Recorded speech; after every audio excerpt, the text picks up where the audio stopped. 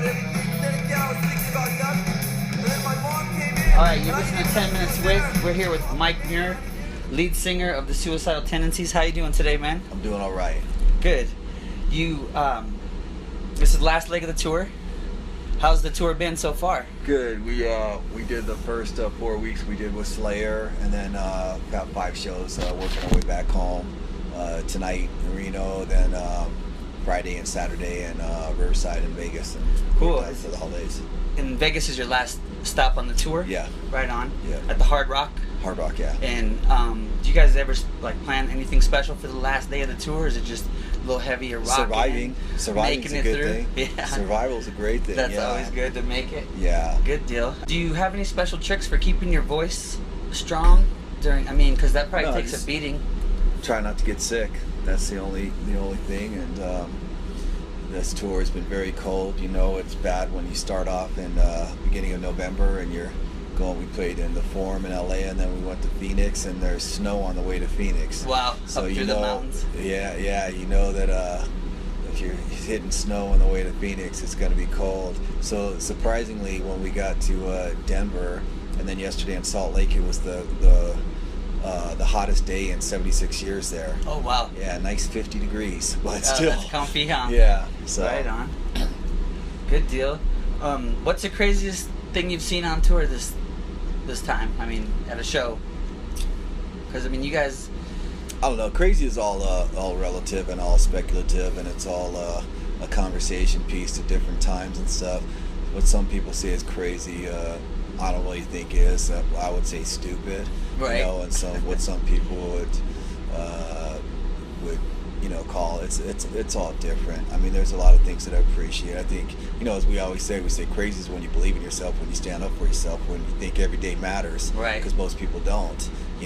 Most people are trying to kill time. They get in the habit of it when they're young. They kill it so well that they become like little mercenary soldiers. Yeah. They just kill the time Burn and they play out. a part that they don't really realize, and they think it's a switch they can switch off, but they embrace that part so much. It's like an actor that doesn't know the movie's over. Right. So for us, I always enjoy when people are doing things for the right reason. It's something that they feel is important, and it's they see the short term and the long term for it. So to me, that's the good crazy.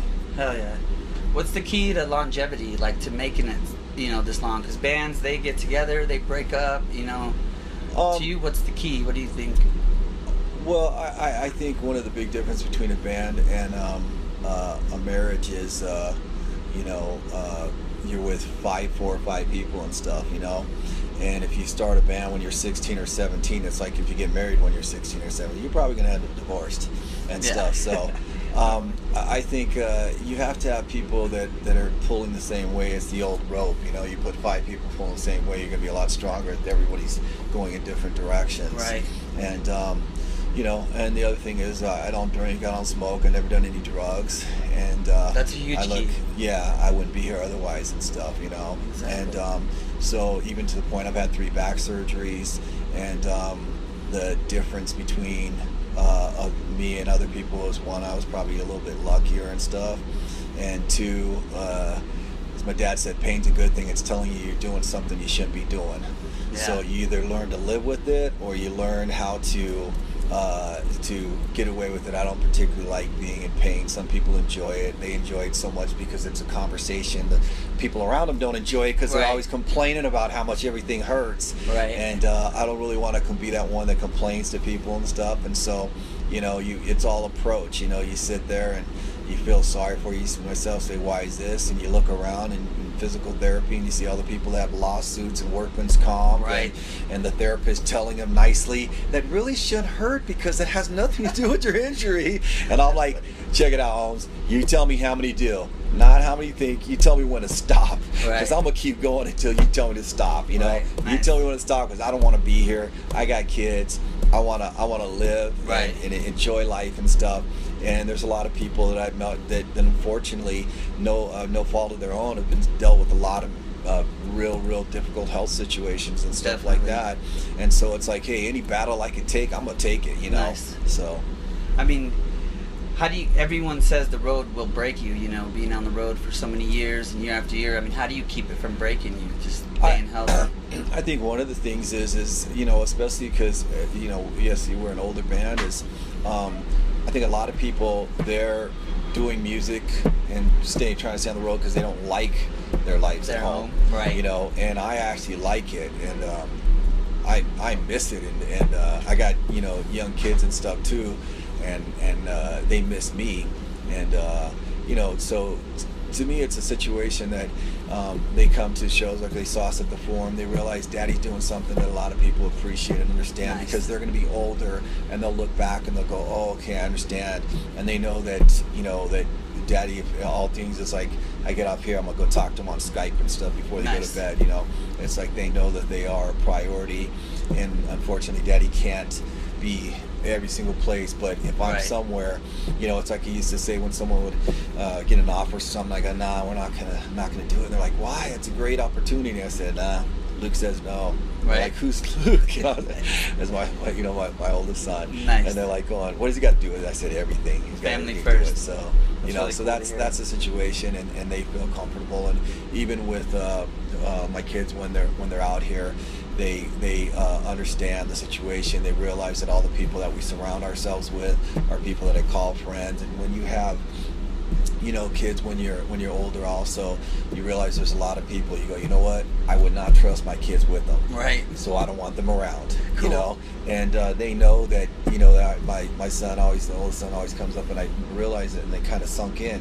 He goes, hey, Dada, if I was with somebody, or especially if they had kids or something, right. Like, Dada, is that a friend, or they just know the band? Nice. And if I said, oh, it's a friend. Because how old is your oldest son? He's 10 now. 10 now. If I go, if he's a friend, if I say, yeah, it's a friend of mine, then he would talk with them, he would talk to the kids, this and that. I said, oh, you know, I don't know them, I just know the band. Nice. Then he would go away. Yeah. And it's because I realized he's like saying, when I say he's a friend of vouching, and so he realized on this bus we got people from, you know, Italy, France, all over, different nationalities, and he realized they're good people and stuff. Nice. And that's what we try to surround ourselves with. And my dad always said, you know, a long time ago, he goes, hey, you know what? If you go in an outhouse, whether you shit or not, you're coming out smelling like shit, you know? And so I think that, you know, environment is not everything, you know what I mean?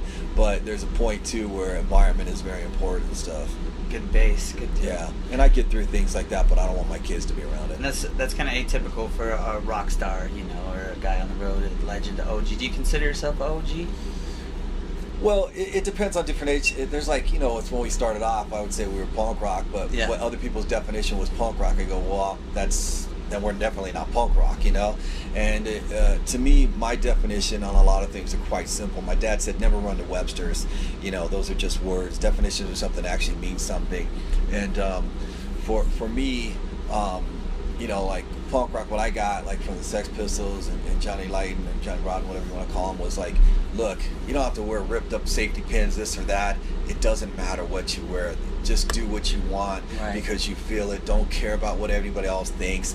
And there wasn't Facebook and all that back then. Right. But now, but even so, now it applies even more because so many people are like, oh, let's do that picture again, or oh, let's try this different angle. You know, they're doing it for the reaction rather than for like, dude, that's a badass picture. You know, when my brother was younger, my brother's a pro skateboarder. You know, was just inducted into the Skateboard Hall of Fame last year, and there wasn't cameras. If you had a camera, you were rich. You're doing real kind of stuff, thing. yeah. And so nobody was doing things to, you know, to do it. It was just something, if someone had a camera, it was there. So you didn't think about that. You were just doing it because it's what you wanted to do. Right. And I think that's a certain honesty, and that's a certain importance that gets you know, lost in this day and age. And so I think too many people, they're too quick to follow, or they hear something that's quote unquote successful, and they want to just mimic it and do the same thing. And it's like, no, at a certain point, people that are truly successful is because they didn't do what everybody else did, you know, and do something that, you know, you really feel,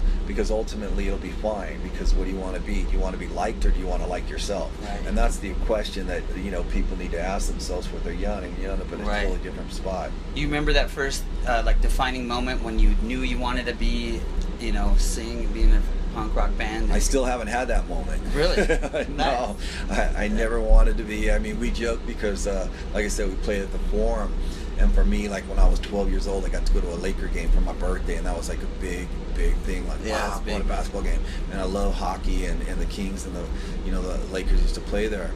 And when I was young and someone said, hey, one day you'll be playing at the Forum, I'll go like, well, I love hockey, but I can't skate. And I'm too short to be basketball, so how would I be there? Right. It's not something I really thought about, really cared about, and it's not something that quote unquote am good at, but there's nobody that's better at being Mike Muir than me. So I think Right. that's the whole point. And if I ever try to be someone else, I wouldn't be here, and don't want to be someone else. Good deal. You know. I appreciate it, man. Thanks for your time, Cool. man. Mike Muir, Suicidal Tendencies. Thank you, man. Oh, that's okay, Harvey. I just, I got, oh man, I got hit up.